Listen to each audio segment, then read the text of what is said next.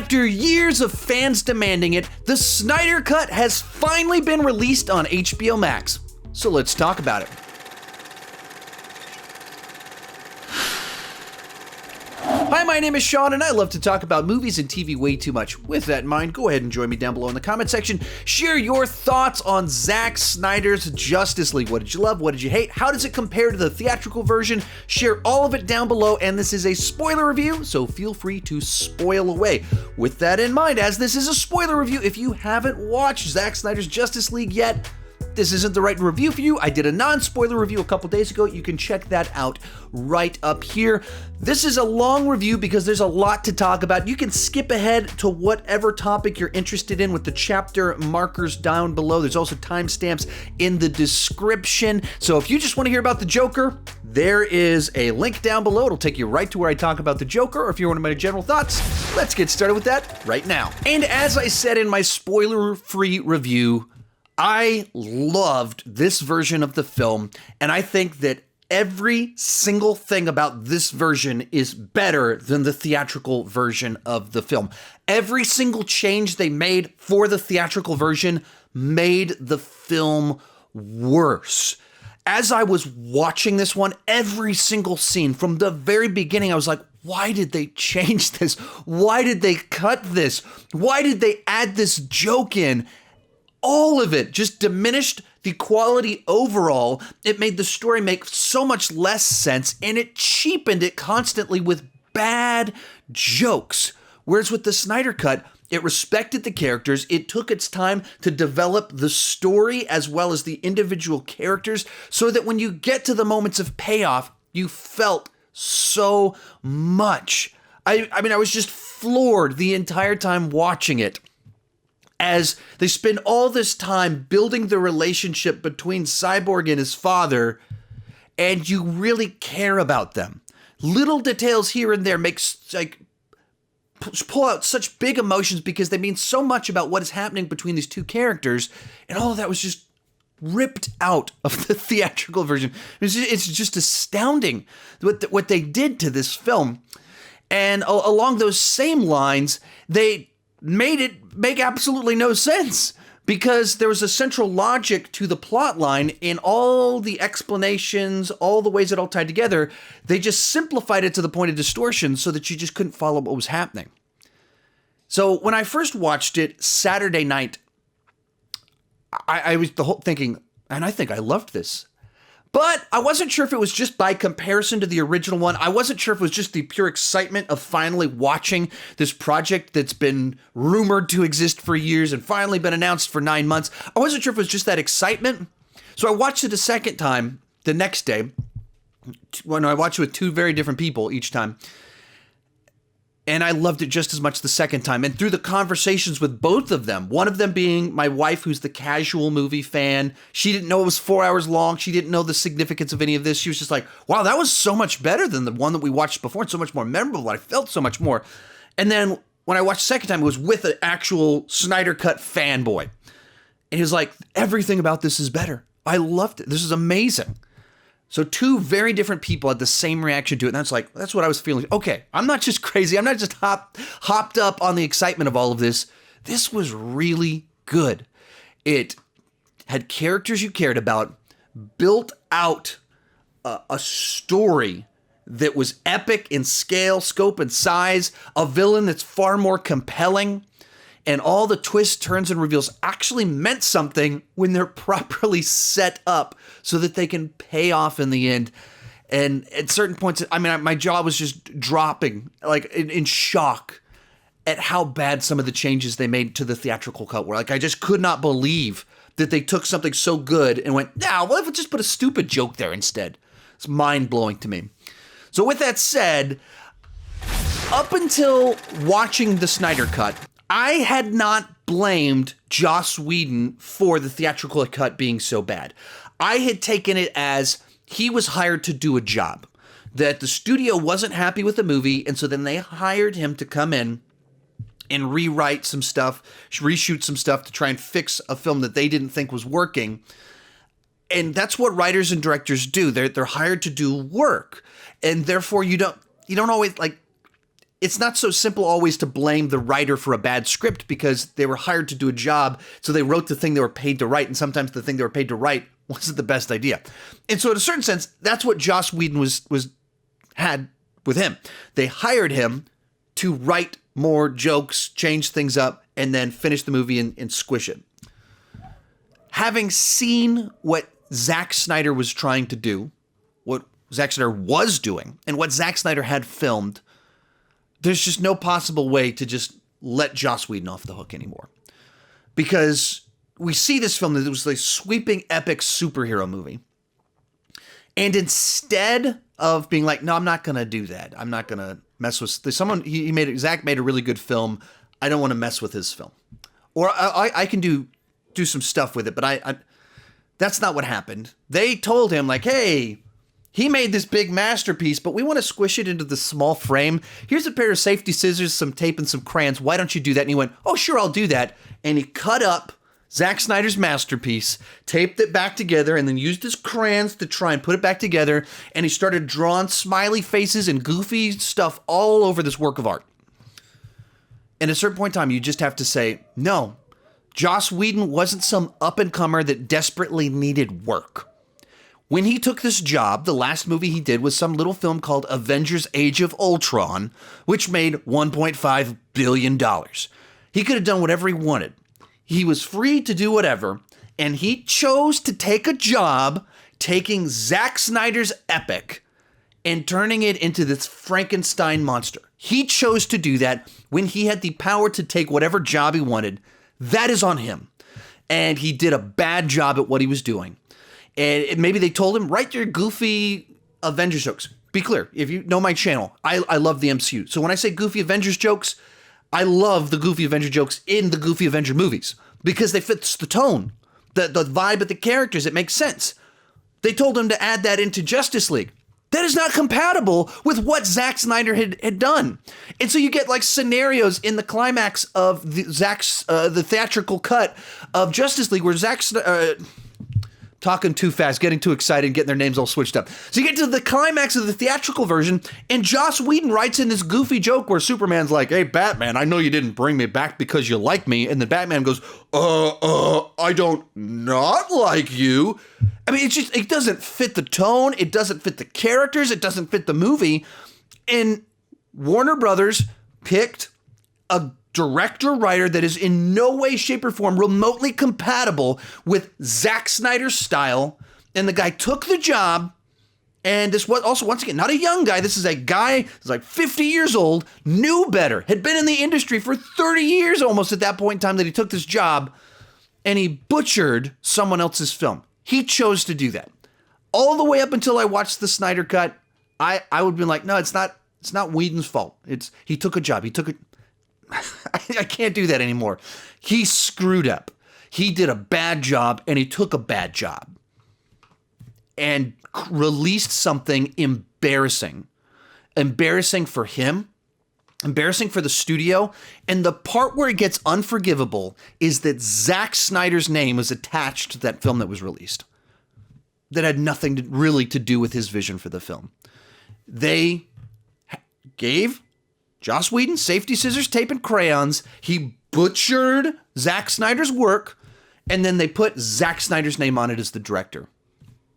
Unforgivable. Grotesque.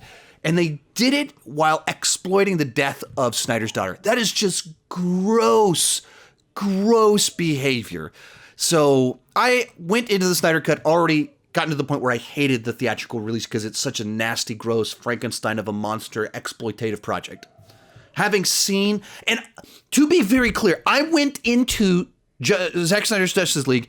I thought I'd give it a B because I love these characters. I thought it would be a deeply flawed but ambitious film. And then I watched it and I was like, wait, what were they trying to fix? I don't understand. This is just really good. And it doesn't even have the flaws of Batman v Superman. It fixes some flaws of Man of Steel. This is really good. Why did they have Joss Whedon do this? And I would love to know what they were thinking. I can't fathom how they thought that what they were doing would make it better. I can't fathom him. So from there, let's get started with our walkthrough, kicking off with the beginning of the movie. So at the beginning of this version, it starts right with the death of Superman, right at that moment in time, which immediately sets the different vibes between the two stories, because in the theatrical version, it starts off with like this really awkward scene of Superman talking to kids with like rubbery lip because the CGI or the mustache was removed with CGI and it looks really bad and it's awkward. And then it goes straight to this scene of Batman fighting crime to scare a criminal to get a parademon to show up. And then Batman kills the parademon and there's 3 boxes on the wall and he's like, I should be looking for these 3 boxes. I wonder what they are.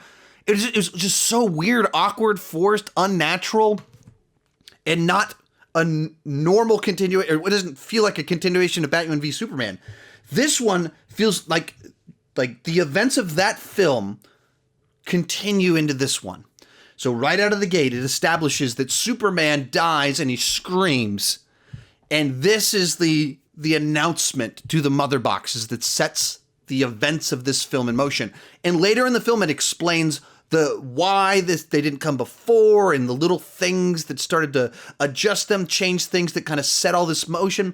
And it just ties the two films together in a way that just is cohesive. It's cohesive with Batman v Superman far better. And in certain ways, I understand some of you critics of it, but it elevates that film a little bit because of that. But then also, it just makes for a much more cohesive Justice League film. Because the whole premise of this film is built around the death of Superman, and that's not really how it plays out in the theatrical version because it was just so underdeveloped. And the scream happens, and immediately we see the mother box in Cyborg's apartment. Immediately we see one in Atlantis, and immediately we see one in Themyscira. We see all of them, and this sets things in motion. And likewise, before Batman sees parademons, actually, we'll get to Batman in just a second, but like it creates this immediate sense of tension of like, what's going to come from this? So in Themyscira, this happens and it cracks open, and so they start freaking out because this thing's starting to wake up and hasn't done that in 5,000 years. So it's building this sense of like, something is wrong, what is it, and what are we going to do about it? And that's how things have payoff, that you feel something like you're like, oh, what does this mean? Where's this going? Okay. Something bad's probably going to come from this. Like that tension, that you have to have the setup to have tension, to have payoff. It's that back and forth that was totally missing from the theatrical that we're going to talk all about throughout this one. But immediately you feel this impending doom, this sense of danger, which once again ties back to where Batman v Superman ended, where Batman had these visions, these premonitions, Flash came to him, he knows something bad is coming, so he's talking to Wonder Woman at the end of Batman v Superman and says to her, something's coming, we need to get a team together, we need warriors, I will not fail him in death. And you have this Batman that's now on a mission, and immediately that tone, that vibe is continued here of this sense of something is coming. Something dangerous is going to happen. That brings us to Batman's quest. Now, in the theatrical version, Batman kills Parademon, discovers mother boxes on the wall, and he goes, aha, I need to go on a quest now. Which doesn't feel like a logical continuation of what he said at the end of Batman v Superman. Whereas with this film, it kicks off and he's just looking for these metahumans because he knows something is happening. He's not doing goofy stuff with parademons. Like he's just, I need to go and find these guys. So he's on his quest and finds Aquaman, has some conversations with him. And immediately all of these, there's a version of these scenes in the theatrical version, but it's like the dumb version of it that doesn't flow right. All of the breathing room's been trimmed down to make it as quick as possible, and then just kind of these goofy one-liners are put in there. And likewise, because they reorganized things to where instead of it being about Batman trying to recruit a team, that's in the Zack Snyder's cut, Batman's trying to recruit a team. In the theatrical version, he tried to recruit a team and learn about the mother boxes. And so then they had to like cut in all this awkward dialogue into it so the scenes don't flow properly, and it's trying to accomplish too many things without once again, having breathing room and building tension. So you have Batman having this great dialogue with Arthur, who's not really interested, but it plays very different because this time it's Batman that doesn't know that the threat is here. He's just saying, hey, I'm putting a team together. I want you, the Aquaman. And of course, he still tells him no, but it just plays better. Now, there's a couple things where you can start to see where maybe this version gets a little, where you could trim some stuff. When Aquaman goes in the water, it sits for about a minute while the people sing a song, and then a lady walks up, and Aquaman took his shirt off, threw it on the ground, picks it up and smells it, and which I would believe that would happen if they saw Jason Momoa do that. But so you have this little moment and pauses for about a minute on their song, and I could see where people that are less invested in all of this, that's a bit much. That we don't need a minute of these people actually sing songs to the Aquaman. Fair enough. I could see where some of those criticisms come in. At the same time, if you're finally getting to make your epic version that's for the fans, this movie, it's kind of interesting because this version of the film, it's essentially the extended cut of the Lord of the Rings. We're getting the extended cut of Lord of the Rings as Zack Snyder's version. Whereas if he'd actually gotten to complete his movie, it wouldn't have been 4 hours long. It probably would have been 3 hours long. So this is the jumbo version for fans. The version that would have hit theaters would have even been kind of a different film, which is an interesting thought experiment that's what probably would have happened. And then they would have put this one out on Blu-ray. So kind of interpret some of those scenes in that way. It's not really designed for a casual person that's not interested in the full mythology of all of this. But if you're the fanboy that wants to really spend as much time in this world as possible, kind of like me, you can kind of appreciate this little detail that in some of these small cities, they literally sing songs to Aquaman. From there, let's talk about Steppenwolf's Arrival. And this is one where all along I'd been like, oh, this is so much better. But there's sequences that they play out essentially the same way in the theatrical. If you just kind of look at beat by beat, they're the same, but so dramatically different because of the way they were cut together. And this was the one where I really started to piece that together. Not just adding in goofy jokes and stuff like that, but here, because we had a scene before establishing that Superman's scream woke up the mother boxes and they're on guard. So we've been waiting for something to arrive. All that pre-work was removed from the theatrical version. So then we get to the scene that's in both versions of the film, and we've been anticipating something's going to happen here. Queen shows up and she's anticipating something's going to happen. And when it opens up, it's a payoff to tension. It's a release of tension of what's going to happen. Oh, we see what's happening. And then the battle that takes place is in the theatrical version, but they trimmed out all the moments where the Amazonians had success. So when you watch Zack Snyder's version, they're going to war with these parademons. They take out a ton of them. The Queen is going to battle, flipping off walls, taking guys out. When she runs down the hallway with one, she stops to kill a guy. She has a bunch of success in her efforts to escape. And they're trying to do a series of things to delay him, to get this box as far away from him as is possible. And their efforts are slowing him in significant ways. So a bunch of the Amazonians swarm on top of him, so he's stopped. So she's able to escape, and they chop the blocks down so that the whole temple collapses. And she sends off the box with someone else, just keep writing, keep writing, keep writing. Why is this important? It's that back and forth tension where the villain shows up, heroes are in danger, heroes act, and they are able to have a little success of slowing him down. But the heroes have to make a sacrifice of their temple, and some of their Amazonian warriors must die in order to stop him and slow him down. So they make this horrible sacrifice in order to try and kill him and save the box from him.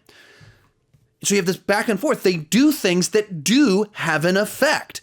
And so it falls down and it slows him down, but it doesn't kill him. It slows him down only 30 seconds or something like that. So they get further down the line. So immediately you just feel this tension of will they get away? Where is this going? And they have the battle. Once again, during the battle, they're able to get away from him. They're able to get some hits on him.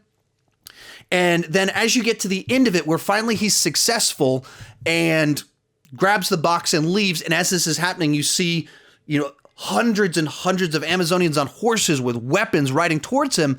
You have this moment where, like, if they'd only been able to delay him 30 seconds longer, there would have been enough to overwhelm him to get this thing far, far away.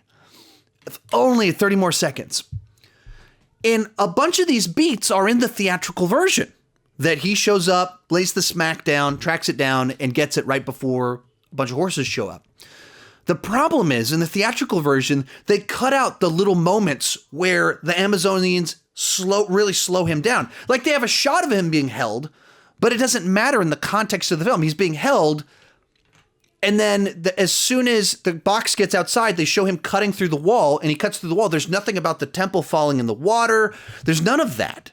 There's none of him going slow down of that moments like, oh, I think we did it. Okay, maybe it's safe. Maybe we defeated him. Maybe we did enough. There's none of that. It's just, he shows up and his parademons kill a bunch of Amazonians. A bunch of them swarm him, but he immediately cuts through the wall, immediately catches up with them and gets it. He just wins. He lays the smackdown, grabs it, and leaves. And just the scene has no tension because he's just winning. It just happens. You don't care. It just happened. And the idea that he's very difficult to kill is present in Zack Snyder's version, but it's also present that actions affect him. He can be slowed down. He does have to get arrows out of him. You drop a building on him, it slows him down. Oh, the nuance gets just totally removed 100% from the theatrical version. I was just watching the sequence being like, okay, this is so similar to what was there before, but it didn't work because they just cut all the little nuance, all the details that make it good are just gone. Why would you do this? Real quick, I'll talk about Darkseid, kind of his mission, and do some Avengers comparisons right here. So as long as we're talking about Steppenwolf showing up and taking the boxes, we'll pause to talk about Steppenwolf in general. And one of the gigantic criticisms of the theatrical version was that Steppenwolf is just generic space conqueror who said, mother calls to me. And that was his whole character. No motivation. There's a couple lines here if I do this, I'll finally have my honor again. But there's no depth. There's no intrigue. There's no details to it that make you care about him at all. And all of that is kind of fixed here to where trying to draw comparisons to the Avengers movies, you have elements that are very reminiscent of things that you saw both in the first Avengers as well as the Black Order in Infinity War. You see a lot of kind of comparisons in there in certain ways of you have Darkseid as the Thanos-like character, and then he has these people out there doing missions for him. But it also plays out very in different manner besides that. So they found a way to make it so Darkseid himself, he's just a background character in a lot of ways, but a very prominent one that you just feel his presence looming over the film. And while Steppenwolf is our main villain, simply the fact that he's trying so hard to win the approval of Darkseid makes him more interesting. There's a motivation there. There's a history that has just enough detail for you to be intrigued by it. And of course, you don't want to be successful. You want all these guys to fail, but you understand why they are doing what they are doing and how it ties into a character's behavior and the choices that they're making. And then beyond that, the movie fleshes out what Darkseid is trying to do so much more. It's not just, we want to conquer, get the boxes. There's this whole mythology we'll talk about in the Wonder Woman section, but there's this whole mythology there, goes back thousands of years, and him on his quest not to just get these boxes to conquer the Earth, but that it's the ultimate weapon that he's looking for. That's just has so much more meaning to it. And why is he coming now? Why are they just now discovering things? All those are questions that are answered in this version of the film that just creates a much richer story there that it's compelling because you're like, oh, this is a part of something so much bigger than just, mother, you called me, I want my boxes. That wasn't interesting at all. So I didn't have big thoughts on Darkseid because intentionally he is kind of the guy in the background that's being saved for a future movie, but just has this presence as someone that has relational power and actual power over Steppenwolf. But so I thought it was used nicely. people kept asking me this whole last week, how much is Darkseid in it? And the phrase I used was he has a presence throughout the film. And I think that was the right way to do it, to just make you have this sense of how important he is, but without him taking over as the main villain. From there, let's talk about Wonder Woman and the mythology of this film. So in a lot of ways, Wonder Woman was probably one of the characters that felt the least fleshed out in this version. And perhaps that's simply because Wonder Woman had just come out when the theatrical version came out, so they didn't feel the need to trim back her stuff. They kept her pretty prominent. I don't know why, but this version didn't add a whole bunch of new things for her that dramatically changed my perspective on this version of the character. But there's little details in there. So after the Amazonians shoot their arrow, she goes on her little Lara Croft, Indiana Jones archaeology trip to try and figure things out. And there's just kind of little details in that the arrow, they shot this one arrow, she grabs that arrow, goes down into the caves and stuff, and that arrow unlocks a specific room. You go in that room, and on the walls is kind of this history of Darkseid that kind of lets her know this information. So then when she shows up to talk to Batman about all of this, there's like a context under which she's learning more information. She is understanding what exactly is going on, why this matters, who it is, what all of it is. There's a context for her having all this information and why she didn't share it sooner, and a lot of things like that. That all leads to the exposition sequence where they kind of talk about the battle from the past. And I probably should have mentioned this earlier, but so I've watched Zack Snyder's Justice League 2 times in the last week, and then after I watched it 2 times, then I watched the theatrical one. And the theatrical one has the sequence about the past, but it's like they take like this epic 5-minute sequence and squish it into about 45 seconds, and they change Darkseid for Steppenwolf, and like they change all these details out to where like it just loses all of its oomph. And so you go into it, and she starts telling this story about 5,000 years ago, and it just builds out this amazing epic mythology for the Earth that literally Zeus and Ares are teaming up to battle this army that's invading. That's awesome.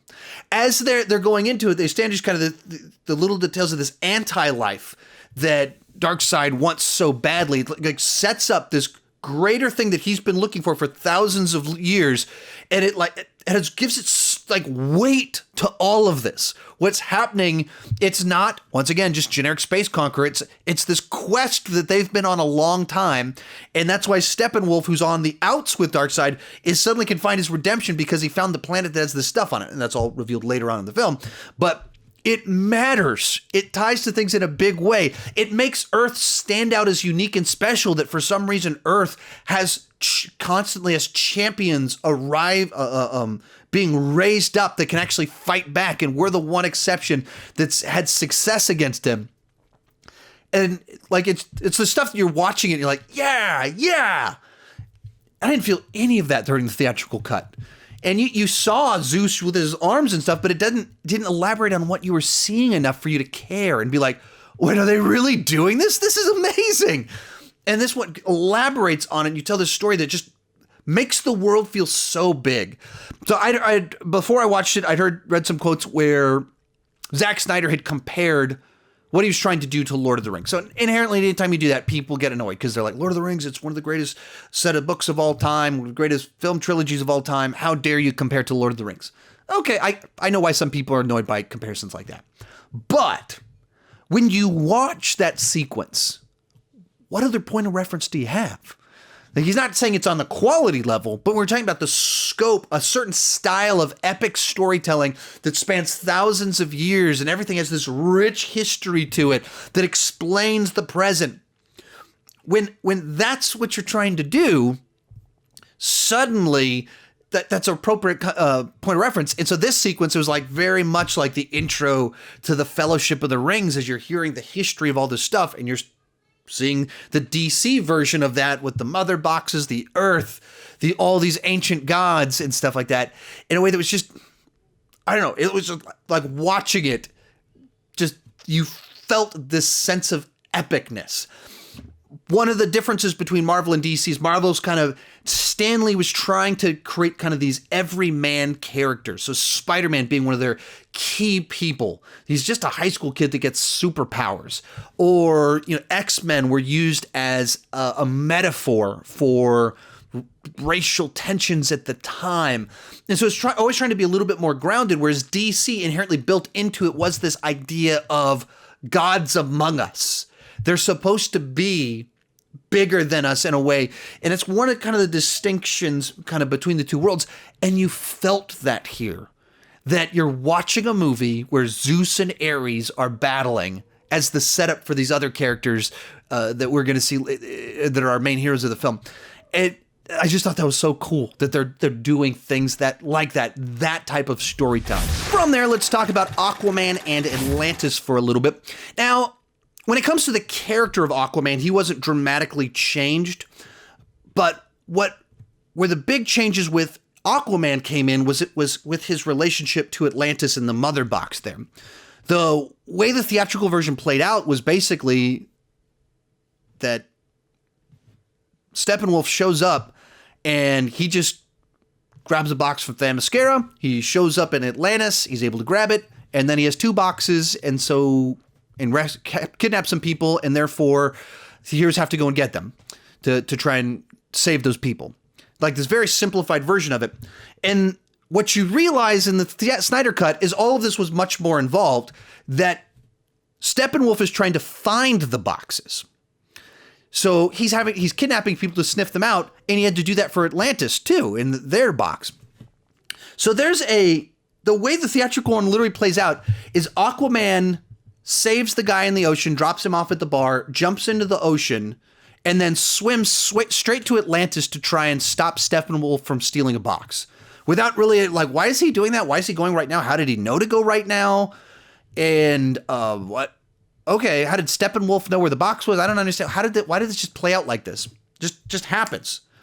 Well, the reason it just didn't make a lot of sense was because there's 45 minutes of stuff that was cut between those two events. Him jumping in the water in Snyder's cut is 45 minutes before he shows up in Atlantis. And it's all this development leading up to the Atlantis one, to where he jumps into the water and you see him looking at these Atlantean ruins and stuff, and teasing he's an interest in his past, but still hating it. And Willem Dafoe shows up. Wasn't in the theatrical one at all. I didn't even know he was in this. So he shows up looking different than he did in Aquaman, but he shows up and he's like, we need you. You're the true king, and your half brother, he's not doing anything. He's not paying attention. We are in danger. We need a champion like you. We need a king like you to save us and stop this box from getting taken. You're the one that can do that. So immediately, it sets up, the reason he went there is because someone went and warned him about it, and he decided to do the right thing. There's a person that set him on that path to why he would go at that moment in time. Likewise, there's scenes of Steppenwolf pulling Atlanteans out of the water, torturing them, killing them, throwing them into rocks, and putting buggy things on their heads to get information from them. How did he find it and just be able to show up and take it? Because he was kidnapping people to get information. Which sets up then, why is he stealing these Star Lab people? Because he's trying to find the box. He can smell them, but he doesn't know where they're at. It all just makes more sense. The pieces fit together. It's not just kind of a random set of things kind of happening. No, it's all kind of a central path that Steppenwolf is on that starts to intersect with our heroes that set them on a path to come together and unite. All of it cohesive, all of it making so much more sense. And likewise, why does Aquaman show up when he does? With the Avengers, that's something different altogether. With the Justice League, because of this hour of setup for him, of him being warned about the danger, of him going to save the day, it doesn't work, and then him being told, your mother did, it all just makes more sense. It's all established. It's not just a random line of dialogue that sends him on the path. And, obviously the recurring theme here, but it just, all those details that were trimmed in the theatrical cut are what tie it together and make it cohesive and make it make sense and make it good and interesting. That brings us to the Flash. This was one of the characters that the changes were the most infuriating, because they trimmed all of his backstory that kind of explained where he was at in life in general. And then when it came to the hero stuff, Joss Whedon came up with this idea, like, what if the Flash wasn't heroic and he just kind of sucked a little bit? Wouldn't that be cool? Of course, the answer to that is no, and it's a big middle finger to all fans of the Flash out there. And so Joss Whedon comes up with this idea, like, what about when they do their first fight? He's like, hey, I'm afraid of bugs and bad guys and dying. You guys are heroes and warriors. I'm Knight. I'm not a hero like you. What do I do? Ugh. And then you even get into the finale of the film, and he's the doofus that's like screwing up, and like he saves this one family, and then immediately they undermine him by having Superman fly by, saving a bunch of people. And that was his big contribution. Like, they put the Flash in the movie just to make him the butt into jokes. I was at a Comic-Con back in, I guess, 2018. And John Wesley Shipp spoke at it. He played the Flash in the 1990s, and then he plays several different roles on the current Flash TV show. So he was the Flash that I grew up with. And I saw him at this Comic-Con, and I got to meet him a little bit. He's a real nice guy. And he was talking, and someone asked him, hey, what did you think about Ezra Miller as the Flash in Justice League? Speaking, of course, of the theatrical version, he goes, hey, I've got no negative words to say about Ezra Miller. He did something new with the character. So that's fun to see. But the writing, they constantly used the Flash as the butt end of a joke. Every time they set him up to be heroic, they would undermine his moment of victory and make it the punchline of a joke. He goes to save Wonder Woman, and he falls between her boobs. And so as soon as you could be like, hey, just save someone, then it's played for a joke. Oh, like, hee, that's inappropriate, get it? As soon as he saves people at the end of the movie, Superman one-ups him. And so John Wesley Shipp was talking about, like, he just felt so much like this character was cheated because they didn't let the hero be a hero.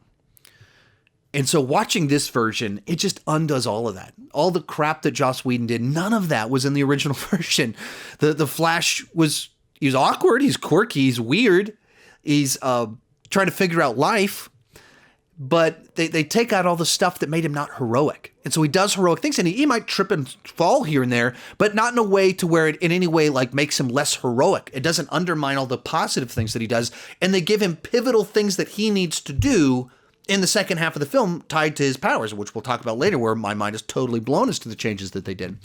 But they gave him this introductory scene where he's applying for a job that's kind of like, why is he wanting this job? And then he saves Iris, who's in a car wreck. And they do kind of the classic, by now it's classic slow-mo sequence that we've done a couple with Quicksilver, and some other shows have done similar things. Angry Birds did this sort of thing. So we've seen kind of these slow-mo sequences. He gets one of those. It's kind of a nice little bit with typical Zack Snyder music playing in the background as it happens. And, but it establishes his character. And so when he goes to meet with his dad, and his dad's like, why are you working all these stupid jobs? Like, get a real job. And, why are you into criminal justice? Well, my dad's in jail for a crime he didn't commit. And it just gives him a backstory that's interesting in a relationship with his father. So when you get to the end of the movie and he says, I got a job at a crime lab, his dad is proud of him. The line, I got a job at a crime lab, is in the theatrical version, but all the backstory about him not having a job is removed. And so, so it doesn't mean anything. It doesn't pay anything off. It just kind of happens. You're like, oh, okay, cool. That's neat. I mean, I don't know what they were thinking. And some of it's just weird, some of the things they cut. So in the rescue sequence, when the Justice League first kind of come together, they have the sequence where Flash is rescuing people, and Cyborg and Flash take people outside while Batman is just trying to distract on the inside. Steppenwolf is fighting with Wonder Woman. And so they go outside, and the building starts to collapse, and all these rocks are about to fall on these people. And so then the Flash, being able to move super fast, starts doing this thing where it just looks like lightning flashing above their head while it's raining rocks. And it looks really cool. It's a great, unique sequence that you can do with the Flash. It's not in the theatrical version. And like my wife, who didn't really remember much, she was like, why did they cut this? Like, she literally said, why did they cut this out? I was like, I have no idea. Like, the only reason you cut it out is if you're trying to make the Flash not heroic. If you're trying to make it so the Flash doesn't have his moments. But why would you do that? I don't like, why would you do that? It's just baffling. I just don't understand what they were doing. And so the Flash, they were able to kind of make the character far more compelling. Now, I mean, there's debate as to whether Ezra Miller's version of quirky is amusing or not. I'm fine with it. I don't mind it too much. And I think that's interesting about this version is that it's still funny. It just has far fewer just bad Joss Whedon jokes. It doesn't have that stuff. The humor comes from the characters' personalities and situations. It's still funny, and a lot of that comes from Ezra Miller being this weird guy. So, just much improved characters. Speaking of much improved characters, let's talk about Cyborg and his dad, another character that was just trimmed to pieces in the theatrical version. In this one, there's like 30 minutes of backstory for him about him before his accident, him adjusting to it, and all of it tied to his relationship with his father, and how he doesn't trust his father, how he's not sure if his father makes monsters, and he doesn't accept who he is, and he doesn't, he wished that his father died, and he would have been fine if he had died, and he doesn't know what to make of who he is because of what his dad did. In this version, it gives so much time to that in so many moments in the second half of the film that pay that off in small ways and in big ways. Because they did the hard work of spending time letting us understand why he has so many frustrations with his dad that go before he was turned into Cyborg, we get all of that. So then when they have the rescue sequence and he saves his father, and his dad says, "I didn't know if you'd come." And immediately you go, you start to feel that relationship between the two of them, that he does care about his father, and he's coming around, and the relationship's being restored. And then when we get to the sequence where they're resurrecting Superman, and the dad realizes that some sort of scam is going on, that hey, wait a minute, what are you talking about? They're not... What's going on here? There's no problem here. There must be something wrong. So he's trying to stop it. And as soon as he sees his son, he says, no. Yeah. Get everyone out of the building. Yeah. I found it. It's real. Get everyone out of the building. And without needing any explanation from his son, without trying to get a justification or anything, he immediately becomes an ally for his son without needing to pause for anything. And he goes outside and says, "Is everyone out of the building? Is everyone out of the building?" And it's just making the scene make sense. How is the Justice League able to walk into this building and use this big tech stuff without anyone walking up? Because the dad got everyone out of the building. Theatrical version was well, what's going on here? There's a whole explanation for it. All of this leading up to when the mother box lands there, the dad knows that can't be grabbed. So he grabs it, runs inside, and starts trying to do some experimentation with it when he realizes he has no time and sacrifices himself. And as you're watching the movie, you think he's just this guy that thinks he can destroy it, so he's trying to blast it to blow it to pieces. You're watching oh no, we were told that you can't blow it up, but he doesn't know that. So he sacrificed himself for nothing, and Steppenwolf has it. And then moments later, they have the moment where they go, wait a minute, he superheated it. That's what he knew. He couldn't destroy it, so he superheated it so that we could find it. It's the hottest thing on the earth at this particular moment. That was all set up earlier because they spent time with the dad and what the dad's research was doing so they could set up a plot device that felt earned in that moment when it happened. That's storytelling. To get out of moments, to move the plot along. How are the Justice League going to find Steppenwolf? Little details matter, the nuances. That's what makes stories compelling. Not just what happens, but why it happened. The choices that characters have to make. The sacrifices that they make along the way to get there. That's when stories are interesting. And all of that stuff is what they removed from the theatrical version. They just plucked it right out. Ugh, it's just so strange. Everything that makes this the movie they were telling good is what they cut.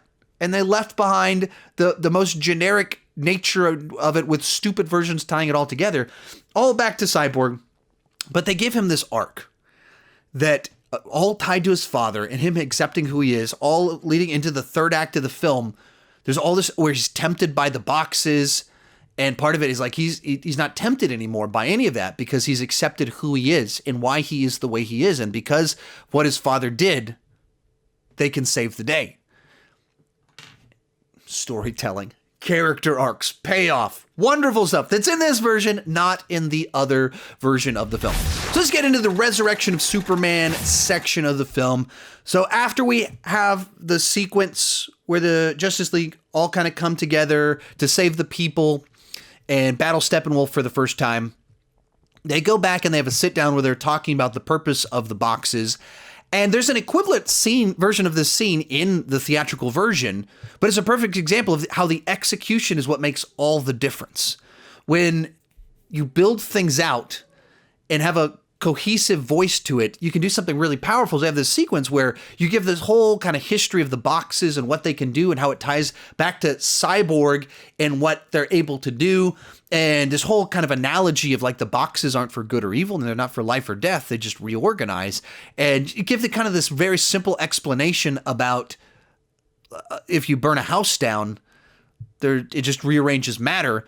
But anyone can light matches, but only these boxes can turn ash. Anyone can light matches to turn a house into ashes, but only the boxes can turn the ashes back into a house. Like a really nice analogy, kind of explaining things, fleshing it out. And the whole time, as they're like, they've set up just enough lines of dialogue before this, saying like, "I wish we had the Kryptonian right now." The boxes are awakened because the Kryptonian's not around. And so they said just enough lines that, like, of course, Superman is in your brain, and they get to this long time, like bringing life back and rearranging matter. And you get to the end of it and they start playing the Man of Steel theme just a little bit in the background, building it up.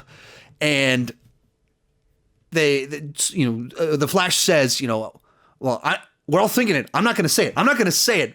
But we're all thinking it. And everyone in the audience is thinking the exact same thing. Like, right. You could use this thing. And it's like building to this moment of realization where the characters and audience putting the plot together all at the exact same time. And the camera pans around and Cyborg puts up this graphic of Superman. And the shot is in the trailer, the old trailer, not the new trailers, the old trailer from 5 years ago. They had the shot of Bruce Wayne, but if looking at it, it's this kind of this hologram of Superman is projected right there.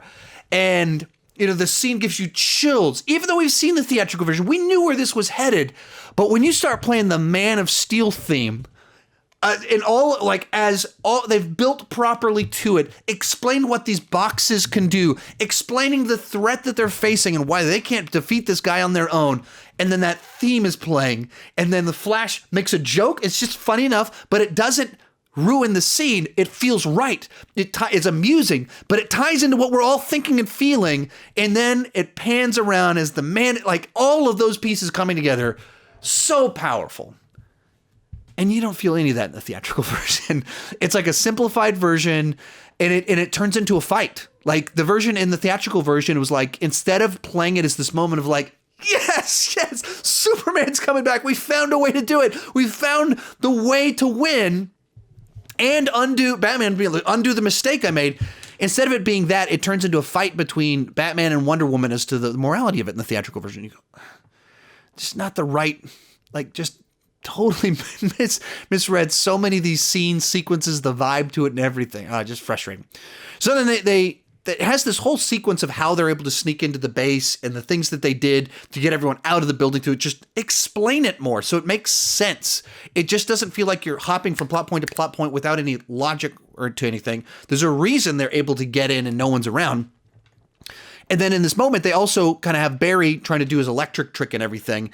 And they give a reason why, or he says this little line of like, to go fast enough to have that kind of electrical charge, then in time can start doing weird stuff, setting up something for later on. And at the same, like, it's like a very important little line of dialogue to set up later on, tied to something that's happening right now in the present. So as they're about to do this, the other thing that happens that ties to all this other stuff is that the Kryptonian computer's warning them, don't do this, don't do this, don't do this. So the sequence, as it was written and filmed, is supposed to have like a tension in it of like, should they do this or should they not do this? That's teasing this future stuff that Zack Snyder is hinting at for what he would have done in the future. But they cut all that out. Therefore, they had to find some other way to add tension into it.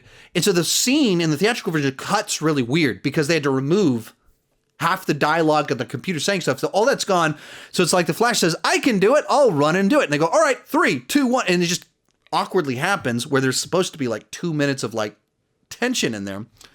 So anyway, we get this version and the computer's heavily saying, don't do this, don't do this, don't do this. And so as soon as they do it, Cyborg has a vision, this post-apocalyptic vision, or I guess apocalyptic vision of what's going to happen with a dead Wonder Woman. And he starts seeing the nightmares that Batman's been seeing for 2 movies now. And setting up where all of this is heading. Something bad is going to go down with Superman, where people are going to die, and he's going to get mad, and he's going to go in the wrong direction on this one.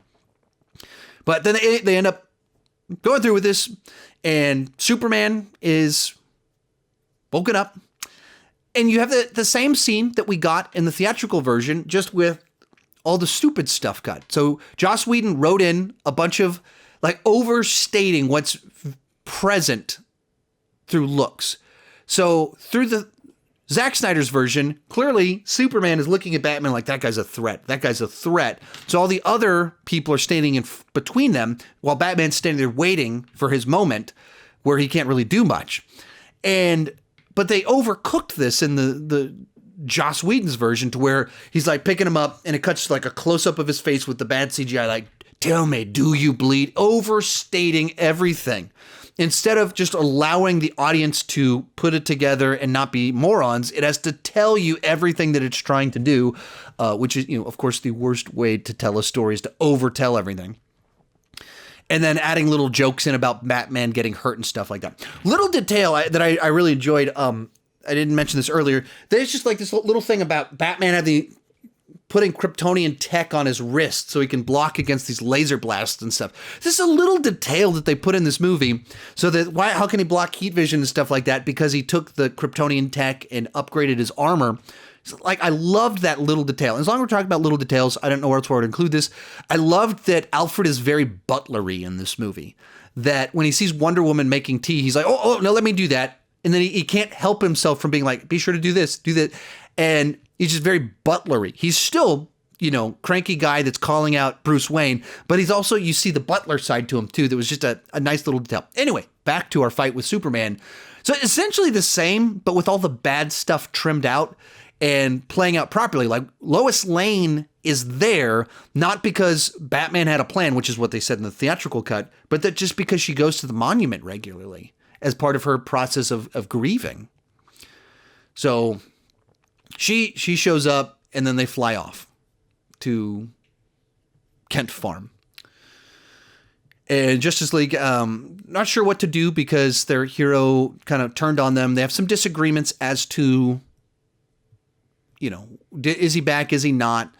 But all of it feels much more earned and makes more sense. And it's got like a more organic flow than what we saw in the other ones. And when we get to, I'm trying to remember, not miss anything important. I already talked about the Silas's sacrifice, so I don't need to get into that one too much. And we have Superman back at the Kent farm, and you just have some nice moments of him kind of like coming back to and remembering things with, once again, not needing to overstate it, not turn everything into a hokey joke, just nice moments of Superman coming back and realizing that Lois has the ring and that's a yes. And these just little nice details that tie it together. And then his mother shows up and he's like, they brought me back for a reason and I need to find out what that is and I need to help. So he leaves, flies off, which brings us to our climax. All of this brings us to the climax of the film where they go to war with Steppenwolf trying to stop the mother boxes. And this is where it's just like so odd because the exact same sequences in the theatrical version. There's a field, they have to get through it, all these same shots of them driving the bat, this bat tank thing and bat jet and battling parademons. Same exact shots are in both versions. Just one of them, it's effective, and one of them, it's not.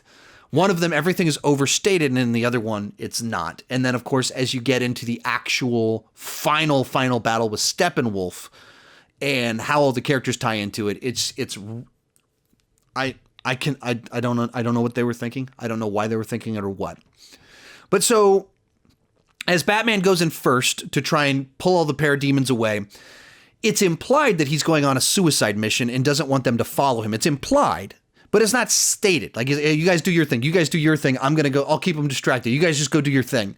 So clearly he's doing something reckless, knowing that he's the weakest of the bunch and they have the powers that can really make a big dent. But he's the clever one that he can keep a lot of these guys distracted a long time. And so then that plays out also in the theatrical version, but it's overstated in the theatrical version where they're like, Batman, you don't need to die. We're stronger together. And everything that Snyder's version allows the audience to assume and put together on their own, it just states it outright in the most obnoxious way possible. Just any sort of assuming the audience has intelligence is just gone for the sake of overstating everything. So you have them coming together, battling all these parademons, and then we get to the main structure where they actually have to start infiltrating it. And at this point in time, Batman's on the outside, basically just battling off parademons to keep as many of them away as is possible and using their ray guns and their tech against them, just fighting them off, while Aquaman and Wonder Woman are supposed to battle Mr. Steppenwolf. Cyborg plays around with the boxes, and Flash builds up an electrical charge. Everyone has a specific role tied to what they're good at. Powerful god creatures on Earth battle the space god, demigod type guy that has showed up. Technology guy, technology. Electrical guy, making electrical force.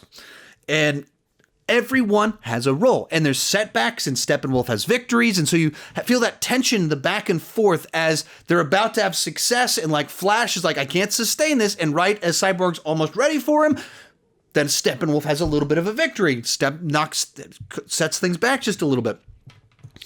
And then as we're in the middle of our big gigantic fight, and it looks like our heroes are in big trouble, Steppenwolf gets the right amount of victory at just the wrong moment.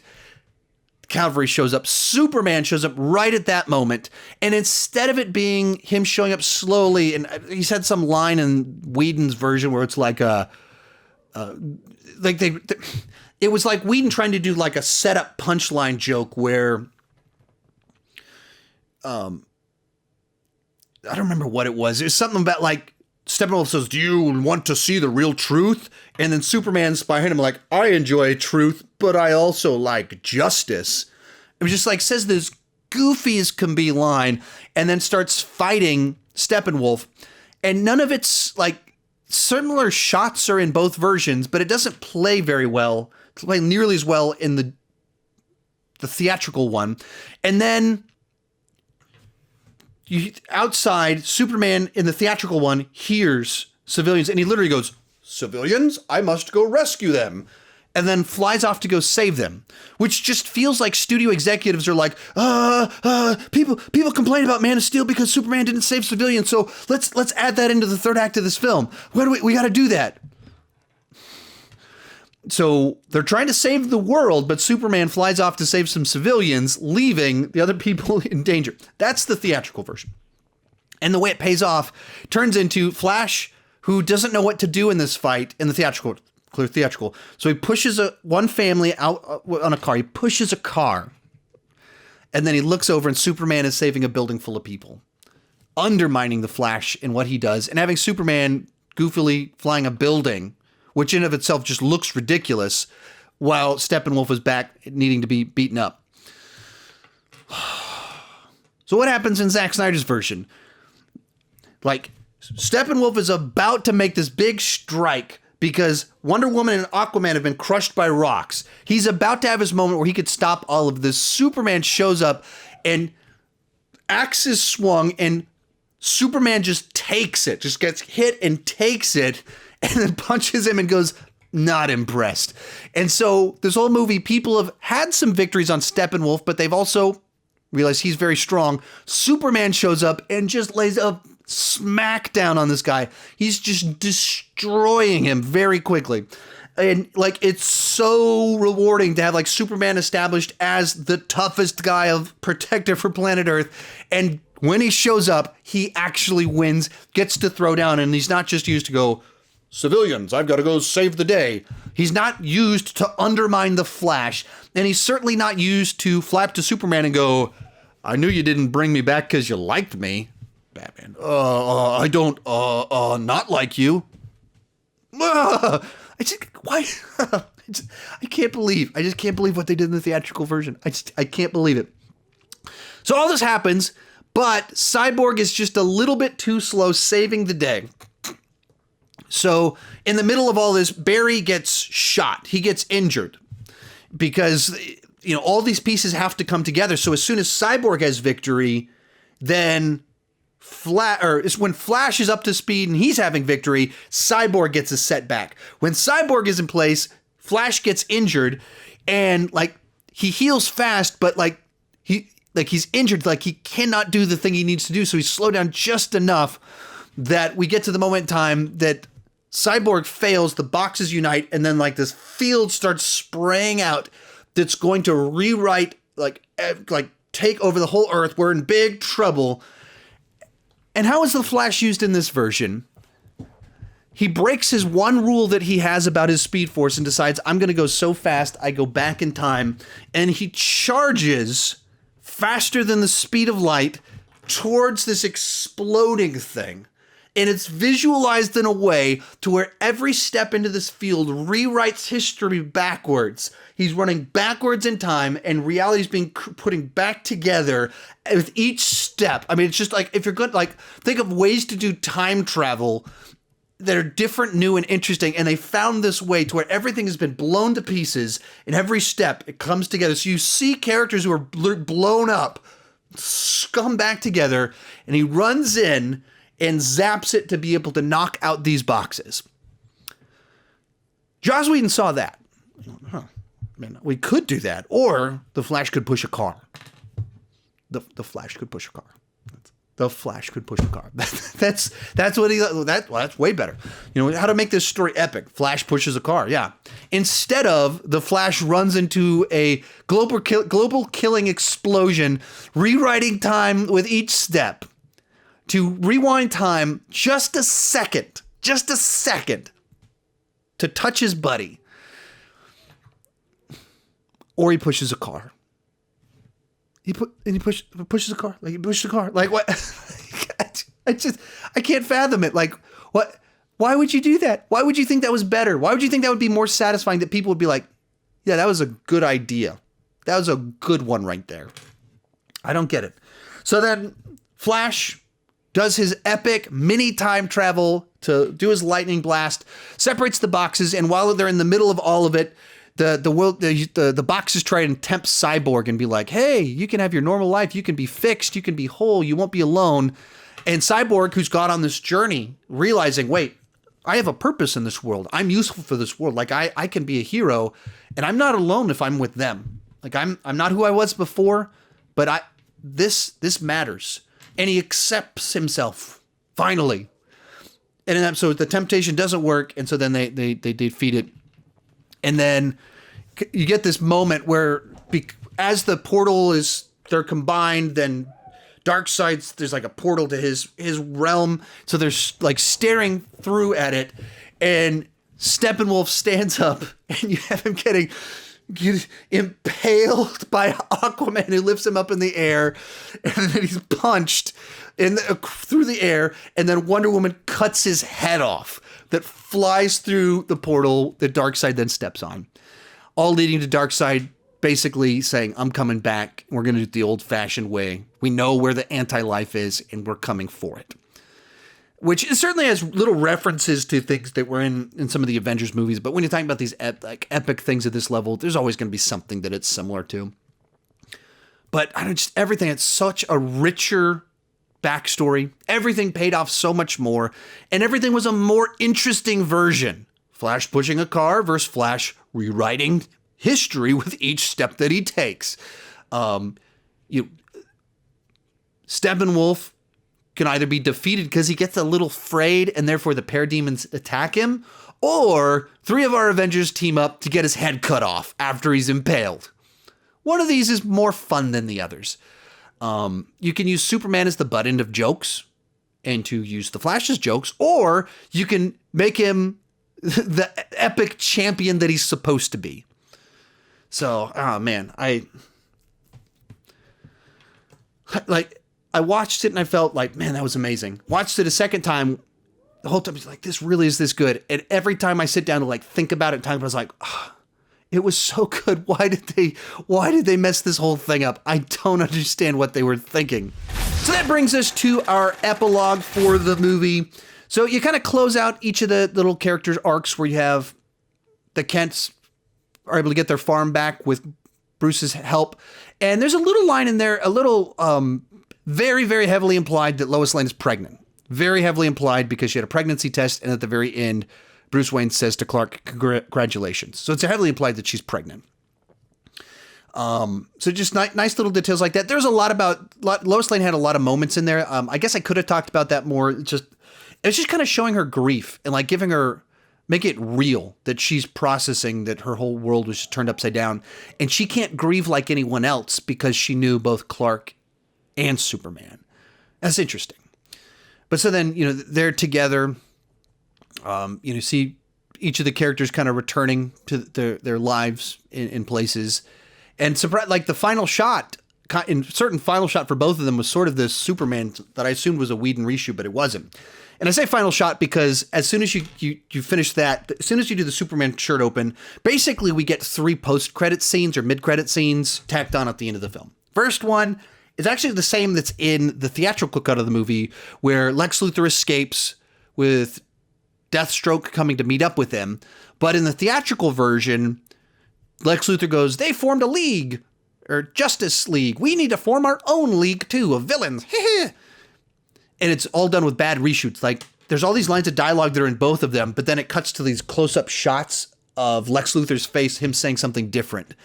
And so in the theatrical, it's all about them forming their own evil league. I don't remember that. I've been talking for an hour and a half straight, so I don't remember the name of the villain league in DC. In the Zack Snyder cut, it's not that. It's that basically Lex Luthor wants to help Deathstroke kill Batman. So he tells him it's Bruce Wayne.